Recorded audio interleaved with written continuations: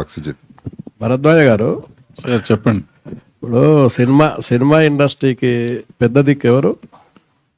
పెద్ద దిక్కు అనే పదవి ఏమన్నా ఉందా? ఇక్కడ పదవులు ఉండవు.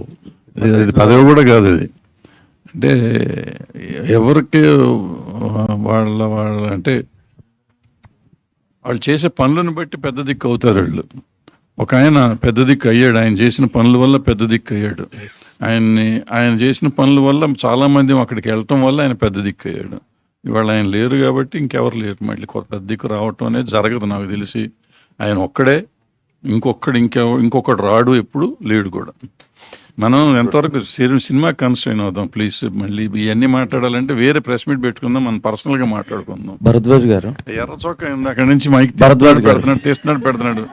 నువ్వు మాట్లాడితే మాట్లాడలేదు, మైక్ ఇచ్చేవారు. నాకు టెన్షన్ వస్తుంది. అడుగుతావో అడగవో అని. భరద్వాజ్ గారు వచ్చారు, పెద్ద ఆయన వచ్చాడు. చెప్పమ్మా.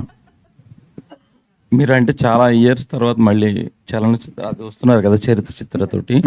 ఈలోపు చాలా కథలు విని ఉంటారు కదా, అంటే మీ మైండ్ సెట్ ఎట్లా ఉండింది కథలు విన్నప్పుడు? వాళ్ళు కథలు చెప్తున్నప్పుడు మీకు ఎట్లా అనిపించింది? అంటే ఇన్ని ఆల్మోస్ట్ 12 years 13 years అంతకుముందు కూడా చాలా గ్యాప్ వచ్చింది. వాళ్ళ మైండ్ సెట్ ఎలా ఉండింది స్టోరీస్ చెప్తా ఉన్నప్పుడు? మీ మైండ్ సెట్ ఎలా ఉండింది? అంటే ఈ స్టోరీలతో మనం చేయగలమా, అప్పుడులాగా వెళ్ళగలమా, ఎట్లా ఉండిందండి? లేదు, అట్లాగే ఇప్పుడు నేను చెప్తున్నాను కదా, అంతకుముందు నిజం చెప్పాలంటే నాకు ప్రతిఘటన పోనే ప్రతిఘటన తర్వాత నేను ఇక సినిమాలకు పనికిరానేమో, లేకపోతే నేను అవుట్డేటెడ్ అయిపోయానేమో అనే ఫీలింగ్ ఉండేది. 2 సినిమాలు దెబ్బతిన్నాక. పోతే నేను బాగా తీసాను అనుకున్న, ప్రతిఘటన బాగా తీయలేదని నాకు అర్థమైంది, అది వేరే సంగతి. ఆ తర్వాత నేను ఒక షెల్లోకి వెళ్ళిపోయాను అంటున్నా.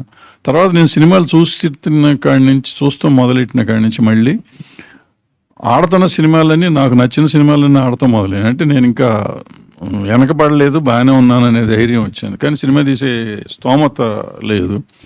నాయుడు గారు వచ్చారు, ఆయన అదృష్టమో మా అదృష్టమో తెలియదు, ఒక కథ నచ్చింది. ఈ జగపతి బాబు గారిని కలవటం, ఈయన ఒక కథ చెప్పాడు, ఈయన డైరెక్టర్ కలిసి ఒక కథ చెప్పారు మాకు. అది రకరకాల డిస్కషన్స్ అయినాక బాగుంది. పెట్టుబడి పెడతానికి ఆయన దొరికారు, యాక్ట్ చేస్తానికి ఈయన దొరికారు. సో దొరికినప్పుడు ఎందుకు అవకాశం వదిలిపెట్టాలనుకున్నాను, కానీ నా లోపల భయం ఉండింది. ఇప్పుడు